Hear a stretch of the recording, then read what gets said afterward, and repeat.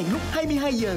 Cuộc gặp gỡ thú vị của các quý ông tạo nên những cuộc tranh luận trực tiếp về các chủ đề đang được quan tâm trong xã hội. Các bạn nghĩ như thế nào nếu chúng ta quay trở lại một mối quan hệ cả người phụ nữ hoặc người đàn ông chỉ vì tình dục? Cho nên một khi em đã chia tay rồi thì em sẽ không còn cảm xúc nữa, và nếu không còn cảm xúc thì em sẽ không bao giờ quay lại về vấn đề tình dục.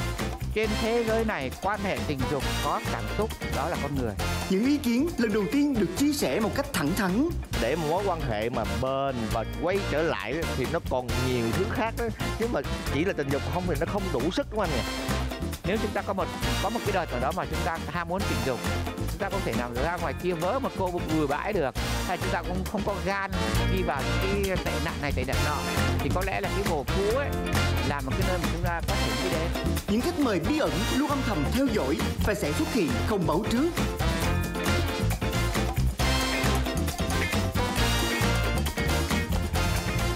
Ngay bây giờ, chúng ta hãy cùng bắt đầu cuộc hẹn lúc 22 giờ cùng với đạo diễn Lê Hoàng, đạo diễn Đức Thịnh, diễn viên Hoàng Tuấn.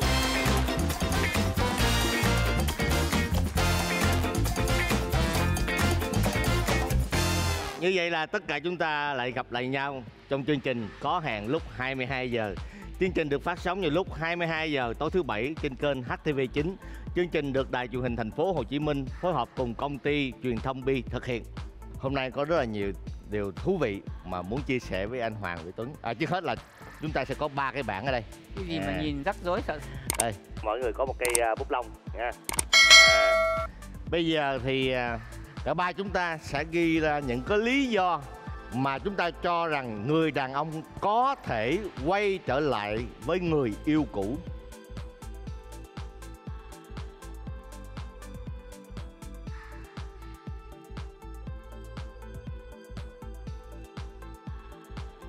Rồi xong. Giờ anh Hoàng trước đi. Lý do thứ nhất là còn yêu. Dạ. Lý do thứ hai là thương con, nếu mà cái người yêu cũ này có một đứa con với mình. Lý do thứ ba là đang buồn. Đôi khi cô đơn quá, buồn quá thì quay lại với cô cũ để tò mò hoặc xem thế nào, hoặc đấy, chỉ có 3 lý do thôi. Rồi mình xin bổ sung tí xíu. Thật ra thì đối với mình chỉ có một lý do duy nhất là còn yêu thì mới quay lại thôi. Nhưng mà nó cũng có một vài cái như là cô ấy vẫn còn đẹp và mình chưa quên được cô ấy. Cái điều thứ hai là khi mà mình tan vỡ với cô ấy là vì nhiều lý do khách quan nhiều hơn, có thể là khoảng cách địa lý, có thể là cái gì đấy. Nhưng mà cái 1 với cái 3 của ông trùng nhau. Thì em trùng nhau hết rồi mà em nói là, và cái thứ ba là còn yêu nhau. Thật ra cuối cùng nó chỉ có một lý do thôi là còn yêu nhau thôi. Còn em nè? Không. Không bao giờ có chuyện quay trở lại. Dạ đúng. Một khi em đã quyết định là mà dẫn tới chia tay rồi thì không bao giờ em quay lại. Dạ. Cũng hợp lý. Cũng hợp lý. Đó là một quan điểm thôi. Quan điểm cũng hay mà. Các bạn nghĩ như thế nào nếu chúng ta quay trở lại một mối quan hệ cả người phụ nữ hoặc người đàn ông chỉ vì tình dục? Tất nhiên là không thể chấp nhận được. Em thì em không quay lại vì tình dục, vì vấn đề mà sinh lý với em đối với em thì nó thiên về cảm xúc mạnh. Cho nên một khi em đã chia tay rồi thì em sẽ không còn cảm xúc nữa, và nếu không còn cảm xúc thì em sẽ không bao giờ quay lại về vấn đề tình dục. Tức là Thịnh thì cũng nghĩ như vậy. Cái trường hợp này nó đối với những cái đối tượng mà có thể là cái chuyện tình dục đó, rất là quan trọng và mạnh. Họ là một cái tiếp người mà sống vì cái chuyện này. Họ gặp biết bao nhiêu người và không có ai thỏa mãn được họ, thì họ quay lại cái đối tác cũ vì cái chuyện này, đúng không anh Hoàng? Lý do đó thì cũng có thể. Nghĩa là về nguyên tắc thì chúng ta đều nhất trí một điều là không. Yeah. Nhưng trong thực tế thì chuyện này có xảy ra trong cuộc sống. Có. Đúng không? Thì là đúng là như vậy. Nghĩa là nếu chúng ta quay lại với một cái cô bồ vì tình dục á, thường nó xảy ra như sau: là cái người đàn ông nó chưa có người mới. Hai là người đàn ông đó có người mới rồi, cái người mới nó không có hấp dẫn bằng cái cô cũ.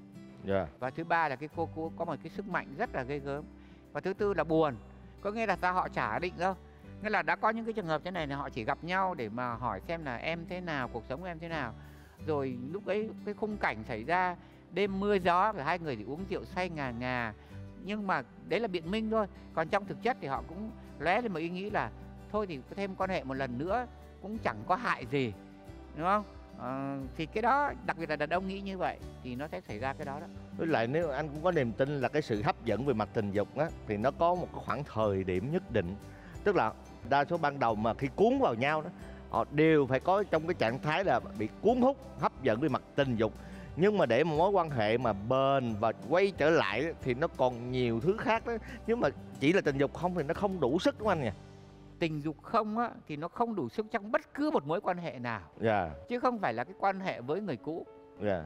Phải nói thật là như thế. Nếu mà tình dục không thì đôi khi nó không phải là mua bán đâu nhá. Mua bán thì quá đáng lên án rồi, lại càng không bàn ở đây. Nhưng mà cũng có những cái người họ không mua bán, nhưng mà họ cảm thấy rằng họ cần nhau ở cái chuyện đó. Anh có nghĩ đây một dạng bệnh lý không anh? Không dùng từ bệnh lý thì nó hơi nặng. Vì họ nếu mà chỉ quay lại vì cái chuyện đó thôi. Cái này thì mình không có đọc nhiều sách về chuyện này để mình kết luận nó có là bệnh lý hay không. Nhưng mà nó là không nên và đáng lên án thì là chắc chắn đấy. Dùng một cái từ chính xác là nó phi nhân tính. Có nghĩa là người ta đã thống kê ra rồi, và là duy nhất trên thế giới này quan hệ tình dục có cảm xúc đó là con người. Còn tất cả những cái loài khác ấy, thì nó chỉ đơn giản là con cái đi tìm con đực đến sinh sản thôi. Và sau đó nó không có thương yêu nhau. Nó cũng có một số loài, ví dụ như là chim cánh cụt thì nó có gắn bó với nhau. Nhưng người ta nghiên cứu kỹ thì nó khá hơn những cái loài khác, chứ nó không bao giờ vươn đến tầm con người được. Cho nên rằng là đấy là điều duy nhất thế giới này trao cho loài người. Chúng ta lại bỏ nó đi, chúng ta lại tính theo cái kiểu như rằng là vì tình dục ấy thì thôi hỏng bét. Cái tình cảm nó thiêng liêng hơn. Với lại tại sao em nhắc cái chữ bệnh lý ở đây Tuấn Hiệp, giống như là cái người mà cái kiểu như thế này nè, đã từ bỏ một mối quan hệ, sau đó trở lại chỉ là vì không ai thỏa mãn mình, mà chỉ có cái người đó thỏa mãn về mặt tình dục thôi. Cũng có một số người nghiện bệnh về gọi là bệnh lý nghiện tình dục anh. Nghiện tình dục là cái bệnh lý mà khoa học đã nói rằng đã có, nhưng mà nó không nhiều, đặc biệt ở các nước châu Á thì nó lại càng không nhiều nữa. Nhưng đúng, nó là một bệnh lý. Nếu như một người quá đặc biệt, chỉ có một người đấy mang lại cho mình cảm xúc riêng, thì việc quay lại cũng chẳng có gì là quá mang tính bệnh lý giống như anh định nói. Nhưng mà tôi cũng hơi ngạc nhiên là khi chương trình đưa ra cái chủ đề này, bởi vì thật ra cái chủ đề này nó hơi bị dễ nói. Có thể nói là tất cả những người có một chút trí thức thì đều không thể chấp nhận được. Không thể chấp nhận được. Gần như cái chủ đề này không có tranh cãi. Đúng là không nên là một lý do để hai người quay trở lại với nhau. Nhưng mà việc quay trở lại với nhau vì tình dục không hẳn là một điều xấu. Nó không xứng đáng để bị lên án hay là nói rằng nó là thiếu tri thức hay là thiếu tính người ở đây. Đây một cái mà người nói là mối quan hệ nó rộng, mà cái tình dục nó là chỉ là một trong những yếu tố thôi, nó không thể nào là một cái yếu tố quyết định để người ta trở lại một cái gì đó cũ. Đương nhiên là nó như thế. Nhưng thế này, mỗi con người chúng ta thì cũng không phải lúc nào chúng ta cũng vĩ đại, đúng không? Chúng ta sẽ có những lúc tầm thường, kể cả Lê Hoàng, kể cả Thịnh, kể cả Tuấn. Thì những lúc tầm thường đó chúng ta hay tự cho phép mình hành động một cách gì đó mà chúng ta cảm thấy là nó không quá nặng nề. Nếu chúng ta có một cái đợt nào đó mà chúng ta ham muốn tình dục, chúng ta không thể nào ra ngoài kia vớ một cô bừa bãi được, hay chúng ta cũng không có gan đi vào những cái tệ nạn này tệ nạn nọ, thì có lẽ là cái bồ cũ ấy là một cái nơi mà chúng ta có thể nghĩ đến. Không phải nói nếu mà nói một cách gọi là cho nó thật là chân tình á, thì là nếu như cô bồ ấy chấp nhận và cô cũng chưa có ai, mình cũng chưa có ai, thì có thể là trong một cái thời điểm nào đấy. Cho nên là vì thế nên các cụ nhà mình mới có một cái câu nó gọi là tình cũ không rủ cũng đến. Tình cũ không rủ cũng đến. Cái câu đấy là cái câu châm ngôn. Mà cái khổ cái đến có nghĩa rằng là khi mà có biến động gì đấy đó, người ta nghĩ lại những người người ta có thể tâm sự và trao đổi, thì người ta có thể nghĩ đến cái người tình cũ. Bởi vì cái người tình cũ đấy thường là sau một thời gian gặp á, thì là người ta sẵn sàng lắng nghe và người ta sẵn sàng an ủi. Nếu như có sự tin tưởng nữa thì thì cho nên rằng là tôi đã chứng kiến cái này là có thật này, là có những đôi chia tay rất là kinh khủng, nghĩa là nói với nhau những lời rất nặng nề, và nói với những người khác là không bao giờ có thể chấp nhận anh ta hoặc cô ta nữa. Nhưng sau một thời gian rất dài, đôi khi cũng không dài lắm, thì họ gặp lại nhau, họ trao đổi, họ cũng không đi đến cái kết hôn lại, nhưng mà họ tự nhiên họ lại thông cảm được. Sau một thời gian họ lùi xa ra đó, họ nhìn lại nhau thì họ mới phát hiện ra rằng trong cái sự đổ vỡ này thì cô ấy có lỗi nhưng mình cũng có lỗi. Cái lúc mà đổ vỡ thì họ cảm thấy chỉ có bên kia có lỗi thôi. Và lúc đó tiếc nuối. Còn bây giờ sau khi không, họ có tiếc nuối, nhưng mà thật ra cái sự tiếc nuối này nó không bao giờ đủ để mà họ quay lại hết á. Nhưng mà họ đủ để họ quay lại, họ thông cảm. Ví dụ họ có thể hỏi là anh dạo này thế nào, bồ anh mới không có được không, rồi em dạo này thế nào, bồ mới của em có được không. Thì câu này có thể nói rất là thật, ví dụ bồ mới của em thì được lắm, nhưng cái khoảng này thì không bằng anh này, khoảng kia không bằng anh này. Và anh này cũng có thể nói như vậy. Và sau một cái quãng thời gian, một cái thời điểm trao đổi như vậy thì cũng có thể có những lúc họ có những lúc bất chợt quay lại. Đặc biệt là khi cái hoàn cảnh nó cho phép. Cái này là hay xảy ra này, hai người chia tay nhau rồi nhưng đùng một cái gặp nhau ở một miền đất xa lạ. Khi mà vợ của anh ta không ở bên cạnh và chồng của cô kia không ở bên cạnh, thì cái kỷ niệm nó gọi là ập về á. Và lúc đấy họ cảm giác là trong một cái đêm ngắn ngủi này họ cũng có những cái chia sẻ mà họ cảm thấy họ cần phải nói, hoặc là họ phải thanh minh cái ngày xưa, hoặc là họ phải nói cái cảm xúc bây giờ. Và từ cái cảm xúc đó, từ cái hoàn cảnh đó, nó dẫn đến một cái quan hệ tình dục. Thì trong chừng mực nào đó cái đấy tạm có thể gọi là hiểu được, tạm có thể gọi được, chứ mình không nên biện minh cho nó, nhưng mà tạm có thể cái hiểu đó được. nó cũng mang tính ngắn hạn. Đúng rồi, nó mang tính ngắn hạn, nó mang tính thời điểm, nó đòi hỏi sự thuận lợi về không gian, thời gian và thậm chí cả tuổi tác nữa. Và bộc phát nữa. Và bộc phát, nghĩa là họ không có chuẩn bị trước. Thật ra có một số phim nó làm về những cái cảnh đó rất là xúc động. Bởi vì con người chúng ta mà, chúng ta sống trên cái thế giới này là chúng ta có muôn ngàn những cái tình cảm. Và có những cái tình cảm mà chỉ có thời gian mới trả lời được chúng ta là nó đúng hay sai thôi. Em có biết một trường hợp này nữa là cũng giống như anh Hoàng nói, là gặp lại như vậy và họ dẫn đến cái chuyện là họ sẽ ngủ với nhau nhưng thất bại. Tại sao vậy anh? Nhưng cũng có lúc thành công. Thì đúng rồi. Mình không thể nói được. Đúng rồi, có những lúc thất bại, có lúc thành công. Nhưng mà ở đây mình không phân tích là cái kết là cái sự gọi là cái cảm xúc của cái quan hệ đó, mà mình chỉ phân tích là cái quan hệ đó có chính đáng hay không thôi. Chứ còn thất bại hay thành công không phải là vấn đề ở đây. Nếu như hai người vẫn đang độc thân thì chẳng có gì sai cả, nhưng mà nếu như hai người đã lựa chọn một mối quan hệ khác rồi thì việc quay trở lại với nhau dù là lý do gì mà không minh bạch thì đều là sai hết. Đấy, mình phải rất là rõ ràng ở đó. Có nghĩa là anh Hoàng nói là có cái những chuyện này là có xảy ra, nhưng mà thường á, để mà xảy ra cái chuyện mà có tình dục đó, nó đều mà có những bắt nguồn từ những cái thứ mà anh Hoàng phân tích đó, là họ gặp sự cố, họ gặp chuyện này chuyện kia trong đời sống hôn nhân của họ này nọ, xong xảy ra bối cảnh như vậy thuận lợi để bộc phát cái chuyện kiểu như vậy, chứ không chắc gì họ nghĩ tới chuyện tình dục ngay từ đầu mà họ quay trở lại được. Ngay từ đầu thì họ không nghĩ đến, nghĩa là mình đang nói những người trí thức ấy nhá. Dạ. Sau một thời gian chia tay là có thể có những lúc quay lại. Và trong những cái khoảng quay lại đó thì cũng có thể có những lúc xảy ra cái đấy. Họ xảy ra chuyện tình dục chứ không phải đó là cái cớ họ quay lại. Đấy, đúng rồi, thì nó xảy ra cái đấy. Đặc biệt là trong những không gian và thời gian nó thích hợp nữa. Tuy nhiên họ có thể nhanh chóng nhận ra rằng đấy chỉ là một cái nhất thời. Nhất thời, bộc phát. Nhất thời thôi. Thì nói cho đến cùng, nếu như họ chưa vợ, chưa chồng, bởi vì có những người quay lại vẫn chưa vợ, chưa chồng, Dạ. thì cái đấy mình cũng thông cảm được. Bình thường. Thông cảm được. Còn bất cứ một sự phản bội nào á, mình không để biện minh cho nó. Vì nếu mình biện minh cho nó thì người ta sẽ vớ lấy cái câu đấy, rồi người ta sẽ làm những cái điều rất là không hay. Thực ra là nếu mà chưa vợ chưa chồng thì cái chuyện nó bình thường thôi. Nó bình thường thôi. Lúc Bởi giận vì... giận giống giận hờn thôi. Mặc dù là sau cái cuộc đấy người ta cũng không quay lại đâu. Dạ. Cái cuộc, đúng rồi, cái cuộc đó họ lại nhìn ra là cái việc chia tay là đúng rồi. Đúng. Sau cái việc đó người ta lại nhận thấy việc chia tay là đúng. Và họ nhìn kỹ hơn cái là họ hết cảm xúc với nhau. Thì sau đó thì thường cũng có thể xảy ra mấy trường hợp sau đây là hoặc là họ cảm thấy rằng đúng rồi, chia tay là đúng rồi. Nhưng mà sau đó họ nghĩ rằng chia tay không đúng nhưng mà cũng không còn quay lại được nữa. Nghĩa là họ sẽ ngậm ngùi. Đúng. Thì tất cả những cái đấy đều là con người cả. Nghĩa là ba cái cánh đàn ông của tụi mình đều có một cái quan điểm là sẽ rất là khó có cái chuyện quay trở lại mà chỉ đơn thuần là vì tình dục, đúng không? Thường là nhất thời. Không, nhưng mà không biết phụ nữ họ nghĩ gì về chuyện này. Phụ nữ họ nghĩ thế này về chuyện này thì phải nói thế này. Phụ nữ nói chung và đặc biệt là phụ nữ Việt Nam nói riêng thì thường không mang tình dục ra làm một cái cơ sở lớn cho tình yêu. Phụ nữ Việt Nam nói riêng là họ thích cái tình dục đứng sau cái cảm xúc, được yêu. Đấy, cho nên rằng là chắc chắn rằng nếu cái cảm xúc không còn như xưa đó thì họ không có muốn quan hệ đâu. Trừ những trường hợp rất đặc biệt như Lê Hoàng đã nói đấy, hoàn cảnh khác thường, không gian khác thường và tình cảnh cũng khác thường nữa.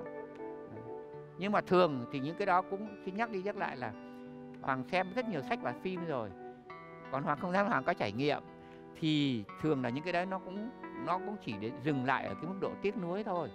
Nó không xảy ra cái chuyện là sau đó họ đến với nhau đâu. Cho nên rất có thể những điều mà anh Lê Hoàng đang nói nó đúng với thời kỳ của anh Lê Hoàng, nhưng với thời kỳ mới thì chưa chắc. Anh Hoàng có xem có phim Lỗi Lầm của Richard Gere đóng với một cái cô gì không? Cái phim ấy có thể một cái cách dịch nữa là ngoại tình. Có là sự xung động về tình dục đúng không? Nhưng mà cái phim đấy nó cũng kết thúc bằng cái cách là nó xảy ra một cái tai họa. Dạ. Không chỉ chúng mình có một cái phim nó tên là Sự cám dỗ chết người đấy. Michael Đúng Douglas rồi, đóng với đúng Karen Gott đấy. Thì nó cũng là vì một cái quan hệ ngoài luồng, và sau đó cô cứ cố cứu néo mà cuối cùng nó sẽ xảy ra án mạng. Mà thường những cái đó là tình dục đúng không? Đấy, thường thì nó là nhiều kiểu lắm, tất nhiên nó là tình dục. Cái phim Lỗi Lầm thì là do cái cơ thể, cái nội tại của cái người phụ nữ đó, chứ cổ đang có một gia đình rất là hạnh phúc. Nhưng cái thời xuân sắc cổ tới cái giai đoạn đó là chồng không có hiểu thấu được để chia sẻ những cái chuyện đó, và cho nên là bị hấp dẫn bởi một cái chàng thanh niên ở cái tuổi sung mãn, và cổ bị sa vào cái chuyện đó và hoàn toàn là tình dục. Không hiểu thấu hay không đáp ứng được, tại vì cái thời kỳ đó nhiều khi nói chung là cái nhu cầu của cô đó lúc đó rất là cao. Theo em hiểu là như vậy, em coi cái phim đó, và cổ sa vào cái lưới tình dục mà khỏi hẳn là tình dục. Không, nhưng mà nếu đã nói về tình dục ấy thì mình phải nói một cái cặn kẽ thế này này. Có hai cái phim rất là nổi tiếng. Thứ nhất là phim Sắc Giới. Thứ hai là phim Người Tình. Sắc Giới thì là đạo diễn là của ông Lý An, còn Người Tình là đạo diễn Jacques Arnaud. Thì hai cái phim đấy nó đề tài nó đều khác nhau, nhưng mà nó cũng có một cái chung. Thì cái phim Người Tình ấy, La Măng á, thì là nó nói về một cô gái người Pháp 15 tuổi gặp một cái anh người Hoa. Phim ấy là phim cái câu chuyện có thật của bà Margaret Duras. Tác giả. Sắc Giới thì cái cô đó là ngủ với cái người đàn ông đó là vì nhiệm vụ, bởi vì rằng là tổ chức giao cho cô ấy ta là phải vì nhiệm vụ mà ngủ với anh ta để mà tìm cách giết anh ta.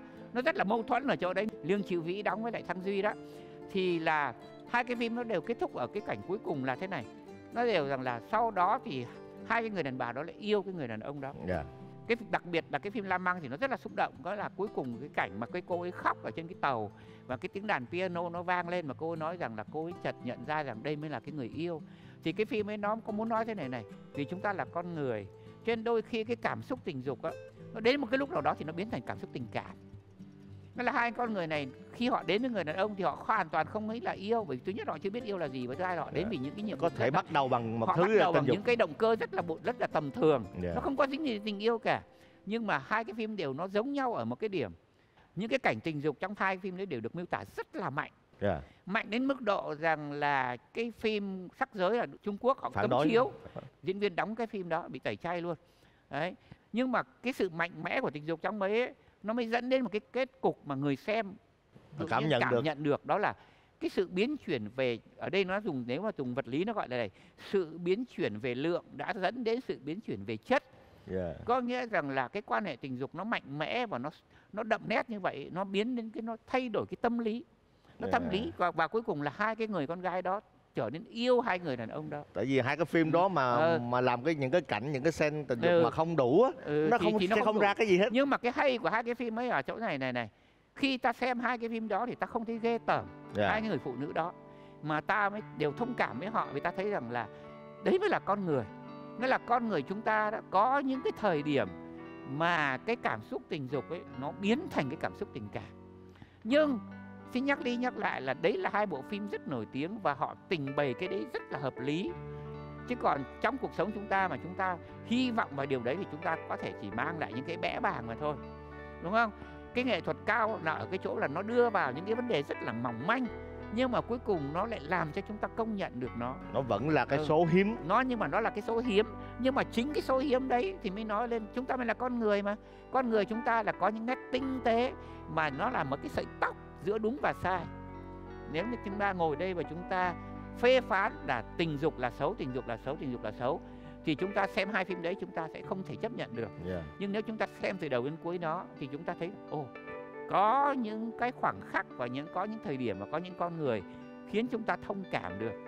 Nhưng tôi xin nhắc đi nhắc lại là chúng ta tuyệt đối không được lạm dụng, bởi vì cái sự lạm dụng những điều đó nó sẽ dẫn đến những hậu quả khôn lường, và chỉ có những đạo diễn thiên tài mới có thể trình bày cái điều đó một cách sâu sắc. Người đàn bà đẹp Lê Hoàng và Đức Thịnh thì chúng ta sẽ đạo diễn những cái đó trong cuộc đời mình nó hỏng bét luôn.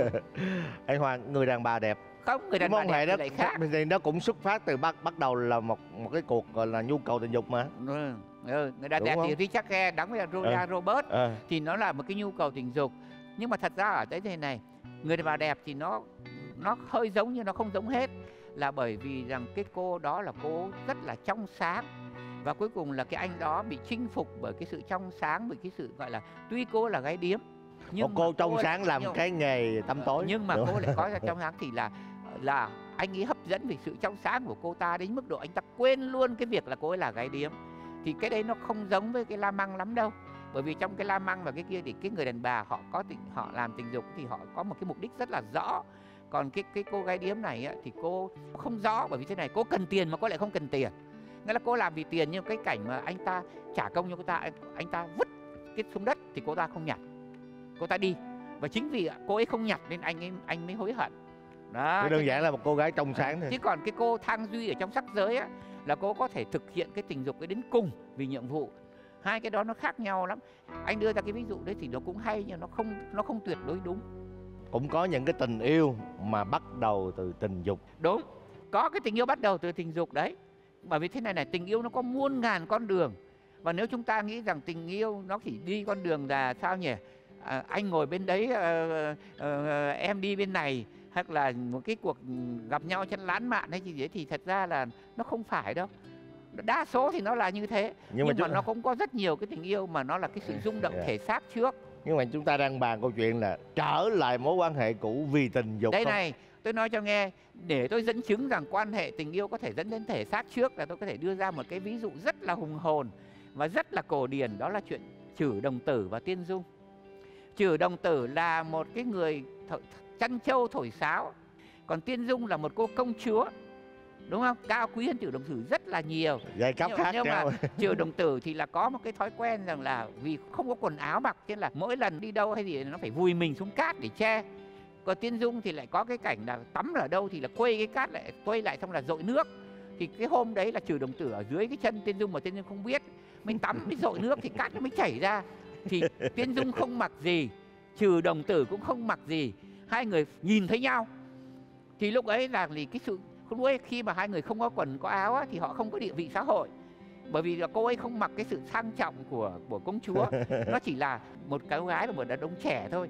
Thì lúc ấy cái tình yêu nó đến mà nó không có giai cấp, nhưng mà cái đấy nó nếu mà nói là thì đó thì nó xuất phát là hình tượng là nó là thể xác trước, thể xác đi trước đó. Thì thật ra là cái gì, tình yêu nó có thể đến bằng rất nhiều con đường, thể xác trước cũng được, mình không nên ngặt nghèo cái đó. Vấn đề cái sự diễn biến của nó như thế nào mà thôi.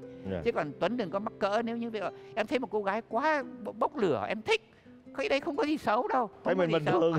Nó có bình thường, nhưng có điều là sau đấy nó thế nào thôi.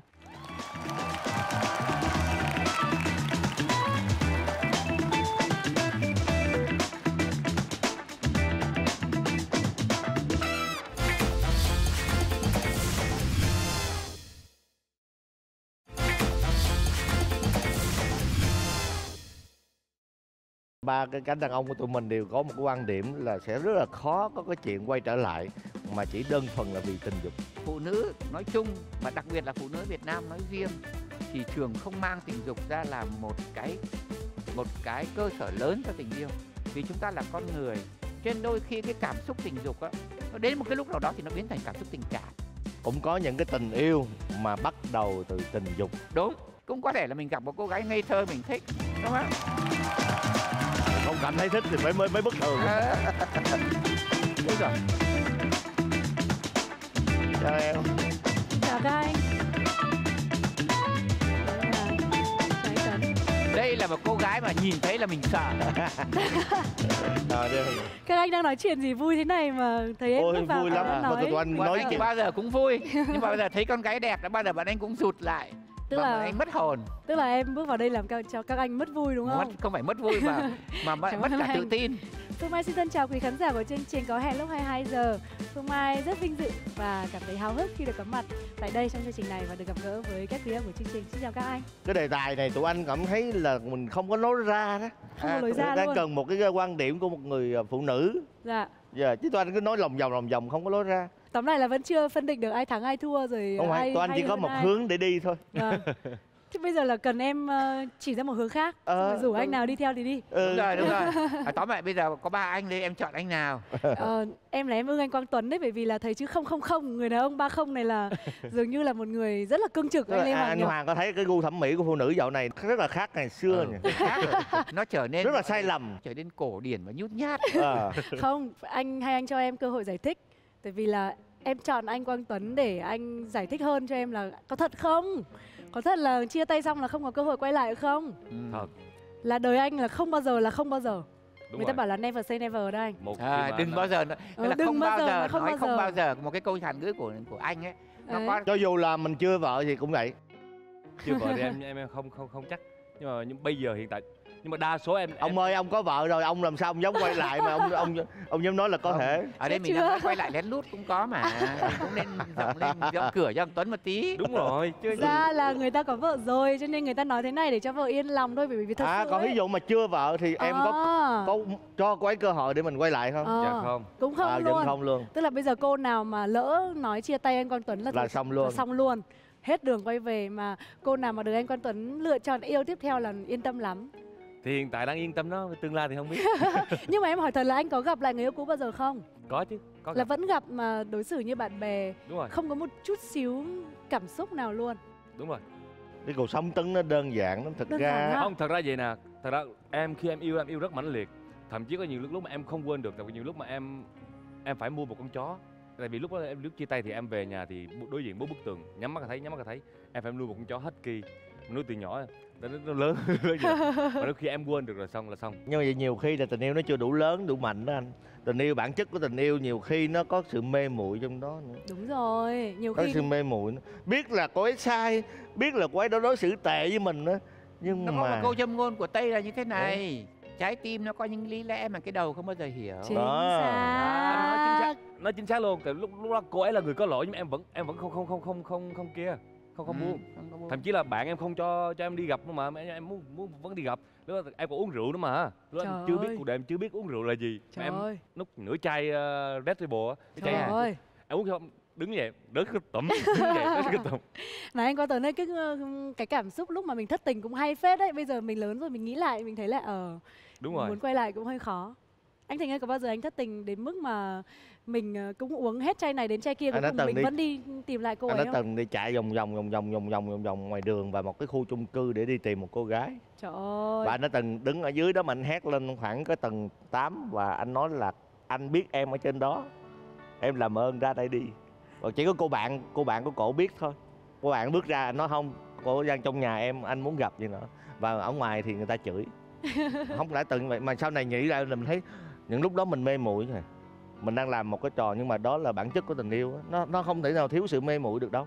Thế mà Đó. tại sao em cứ băn khoăn, tại sao các anh lại cho rằng cái việc đàn ông quay trở lại với người yêu cũ là chỉ có vì tình dục không thôi? Bởi vì là theo như quan điểm của em thì tình dục chỉ là một phần trong cái gọi là tình yêu mà anh dành cho cô ấy. Bởi vì là tình yêu bao gồm gì? Bao gồm tình dục này, bao gồm cảm xúc, bao gồm kỷ niệm cho nhau, bao gồm sự đồng điệu trong tâm hồn, bao gồm vân vân và vân vân. Đúng rồi. Nãy Thì- đàn ông tụi anh chia sẻ là để người đàn ông trở lại á là nó không chỉ có tình dục. Và Không, ở đây là bọn anh hiểu là tình yêu rất nhiều thứ, nhưng bọn anh đang khoanh vùng là nếu chỉ vì tình dục mà quay lại, chứ anh không nói rằng là cái sự quay lại nào cũng chỉ vì tình dục. Hai cái nó khác nhau mà. Đúng rồi. vâng. Đúng không?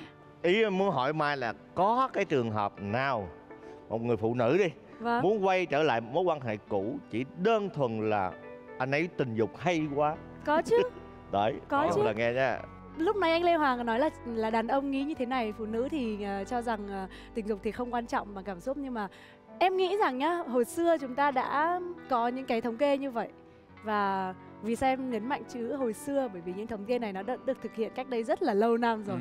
Và đó là những thống kê được thực hiện bởi những người ở thế hệ cũ, hỏi những người ở thế hệ cũ. Còn thế hệ này thì sao, đã ai thực sự làm một thống kê như vậy với những người ở độ tuổi chúng em hay chưa, và những người ở độ tuổi trẻ hơn chúng em hay chưa? Có thể là nếu như họ làm một thống kê khác thì kết quả nó sẽ rất khác. Không chỉ là đàn ông cần tình dục mà phụ nữ cũng cần tình dục. Và đặc biệt là ngày nay khi mà phụ nữ cũng có sự thành công trong sự nghiệp giống như đàn ông, và vị trí xã hội cũng ngang bằng, thậm chí cao hơn đàn ông, thì cái nhìn của phụ nữ đối với tình dục chắc chắn cũng sẽ khác hồi xưa, đúng không anh Lê Hoàng? Và quay trở lại với câu hỏi của anh Thịnh là đã bao giờ có trường hợp phụ nữ quay trở lại Một mối quan hệ cũ mà mình biết là không tốt À. vì tình dục hay chưa? Hay chưa? Em khẳng định là có, bởi vì em cũng là một người ở trong câu chuyện đó. À. Và wow, tự hào có thời gian được vỗ tay. Không, vì Không, em rất hay. là thẳng thắn và Hay, hay. chia sẻ. Bởi vì đối với em, khi mà em đã đi làm với những người đàn ông và có cơ hội để được mở mang đầu óc và nhìn sự việc theo một cách cởi mở hơn, thì em thấy rằng phụ nữ cũng xứng đáng để được tận hưởng tình dục.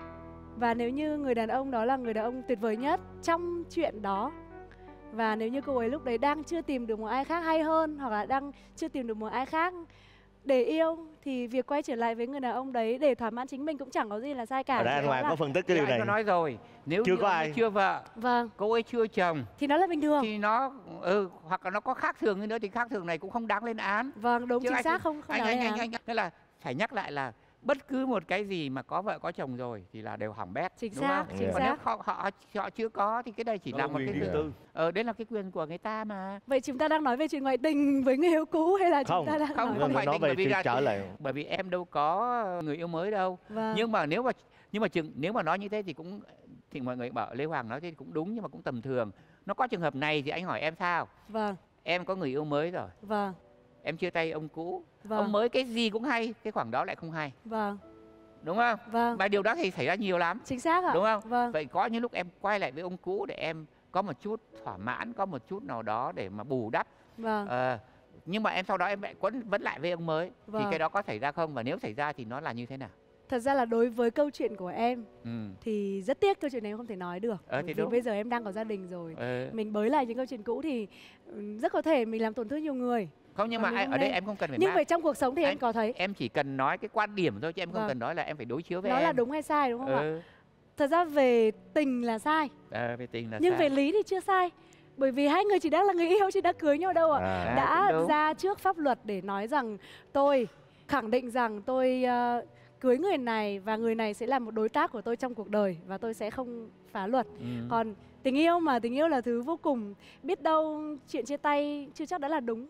Lỡ mình chia tay xong mình yêu một Đúng. người khác rồi mình lại phát hiện ra thật ra tình yêu của mình Nhiều lại khi là mình một gặp cũ người thì mới sao? mà mới biết người cũ mình đúng. Dạ, đúng. Thế thì đúng. Chuyện đấy là hay xảy ra lắm, rất hay xảy ra ra, và trong phim ảnh cũng nhắc đến, trong âm nhạc cũng nhắc đến, thì trong đời sống chắc chắn là phải Và có. cái ví dụ của anh Hoàng là em nghĩ nó phổ biến nhiều. Vâng, Gặp người mới nhưng không bằng người cũ ở một cái khoảng gì đó, không riêng là bị thiếu hụt một cái điều gì đó, và người này lại đi tìm cái người cũ vì cái chuyện đó. Em nghĩ chuyện đó bình thường. Mà cái đấy không phải riêng tình dục. Ví dụ như thế Đúng này. rồi, nó thiếu một cái Ví khác dụ cũng được. như thế này, ví dụ như cô cũ là cái cô rất yêu văn học chẳng hạn. Giờ mình đọc một cuốn sách rất là hay, mình gặp cô để nói, còn cô mới thì cô lại không yêu văn học, cô lại Dạ. yêu nấu ăn. vâng. Thì ra mình vâng. nói làm chi? Đúng Nó không? thiếu sự lãng mạn. Thì đấy, thì nó là xong là có khi là từ cái yêu văn học đấy nó dẫn đến cái kia. Cái là con đường nó đi đôi khi cũng rất tự nhiên thôi. Kiểu gì cũng đến thành Rome. Nhưng thậm chí đó là tình dục thì nó vẫn phổ biến nha anh. Vâng, Tức vâng. là người mới không có bằng cái người cũ thì vẫn phổ biến. Nhưng mà em không cho rằng chúng ta nên đánh giá thấp tình dục, hay coi đấy là một điều không đẹp, không nên yêu thích nó, hay là không nên cổ vũ cho nó, nếu như một người đối với họ không gì quan trọng bằng tình dục. Và đối với họ chuyện kết đôi với một người khác đơn thuần chỉ vì trong chuyện tình dục hai người hòa hợp với nhau, cùng đem lại cho nhau những thăng hoa, và còn lại những chuyện còn lại không quan trọng nữa, cũng chẳng có gì là sai Thì nãy cả. anh Hoàng Đấy có là nói cuộc chuyện sống của họ. vấn đề gì đó rắc rối là khi có vợ có chồng thôi, Đúng còn rồi. hai người tự do thì Chính xác. chuyện đó là chuyện cá nhân của hai người. Vâng. Dính tới thuần phong mỹ tục đúng không? Vấn đề về đạo Vâng. lý.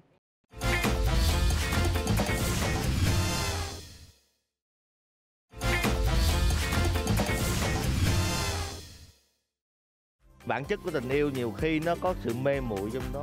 Đúng rồi. Nó có một câu châm ngôn của Tây là như thế này: trái tim nó có những lý lẽ mà cái đầu không bao giờ hiểu. Chính Đó. xác.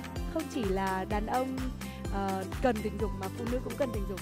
Và đối với họ chuyện kết đôi với một người khác đơn thuần chỉ vì trong chuyện tình dục hai người hòa hợp với nhau, cùng đem lại cho nhau những thăng hoa, và còn lại những chuyện còn lại không quan trọng nữa. Nhưng chẳng hạn như chúng ta sẽ có ngày nào đó chúng ta sẽ bàn về một cái đề tài nó tên là tình một đêm chẳng hạn. Vâng, Thì thật ra thế này, tình một đêm hay là tình một phút nó đều không đúng nếu như hai người có vợ hay có chồng. Yeah. Còn nếu như hai người chưa có vợ thì thậm chí họ có tình một giây mình cũng không có quyền nói. Vâng. Bởi vì chỉ có họ mới biết rằng cái 1 giây có xứng đáng hay không. Mình có cớ gì để nói rằng chúng mày mới cứ yêu nhau 1 giây mà chúng mày đã dẫn đến cái đấy rồi. Không, đối với cái giây của họ nó bằng 1 thế kỷ của mình thì sao? Lấy cái gì để mình đo? Nó đâu có phạm luật. Không có phạm luật, đúng không? Đó, nó vậy thôi. Thế đó là cái chuyện mà bị hấp dẫn về mặt tình dục đối với một cái người đàn ông hoặc người phụ nữ đó là chuyện bình thường. Và có thể họ vì cái chuyện đó họ quay lại với nhau cũng là chuyện bình thường nếu như họ đang tự do này nọ. Vậy thôi. Quả thực là anh Lê Hoàng lúc nãy nói rằng đây là một chủ đề rất dễ, thì em cũng thấy dễ thật, bởi vì nó hầu như chẳng có gì để bàn cãi. Nó dễ, nhưng mà nếu mà chúng ta phân tích nó theo kiểu thật là cặn kẽ, nó có những cái nó gọi là những cái đường rẽ ngang á, nó có những cái điều tinh tế á, thì nó cũng không dễ. Cũng không dễ đâu. Thật ra ai cũng biết rằng khi mà mình lựa chọn tạo nên một mối quan hệ hay là cam kết với một mối quan hệ thì mình cần phải sử dụng đến cái đầu nhiều hơn là sử dụng trái tim. Cái đấy là về lý thuyết thì ai cũng biết. Và về thực hành thì rõ ràng thực hành theo hướng đó nó đem lại kết quả tốt đẹp hơn. Nhưng mà nó sẽ rất khác nếu như cái chàng trai mà giỏi tình dục đó là một người xấu. Mà họ lại gây ảnh hưởng tệ cho mối quan hệ mới của em. Thì nó là chuyện khác. Đúng không Hoàng? Còn mà nếu mà họ là chàng trai tốt mà họ có thế mạnh đó thì chắc không vấn đề gì. Không, em thì em lại chưa hẳn 100% đồng ý với anh Thịnh. Đối với em không có ai là xấu và cũng chẳng có ai là tốt cả. Cái quan trọng là hợp hay không thôi. Bởi vì là rõ ràng có những người, hai người ở với nhau sẽ tạo ra một mối quan hệ rất độc hại. Không phải bởi vì một trong hai người xấu mà là họ không hợp nhau. Và hai người đó tách ra lại yêu hai người khác nữa, lại tạo ra một mối quan hệ cực kỳ tốt đẹp.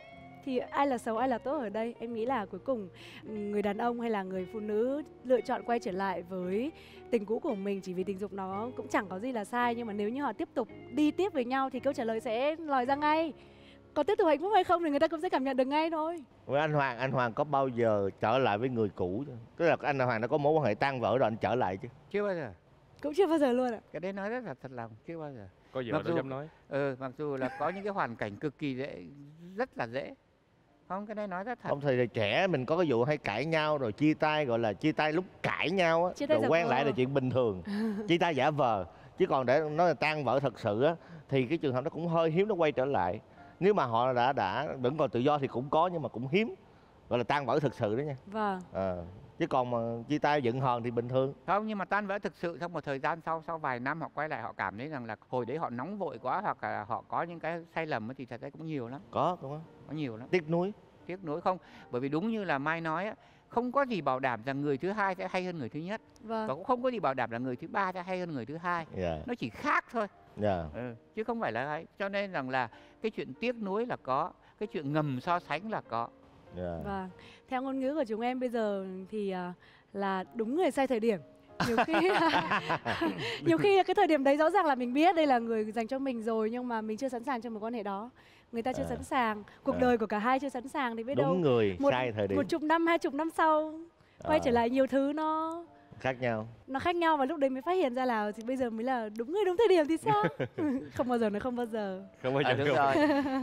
Không bao giờ là một cái bộ phim của 007 đấy. Một bộ phim mà Sean Connery đóng là đừng bao giờ nói đừng bao giờ. Đấy là một cái kinh nghiệm nhá. Bởi vì Việt Nam mình hay là không bao giờ yêu cô, hiểu không? Không bao giờ tôi đi với cô nữa. Chúng ta sẽ không bao giờ gặp lại nhau nữa. Hãy coi chừng. Cái đó chỉ trên phim thôi.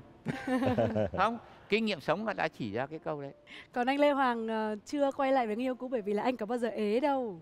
Quay lại. Không, ế chứ. Từ ngày Hoàng có vợ là Hoàng chấp nhận ế. Ngoan. Thật ra Phương Mai rất là thú vị, nhưng mà theo Hoàng thì mới được 2/3 thôi. 2/3 thôi. Bởi vì là Phương Mai là thế này.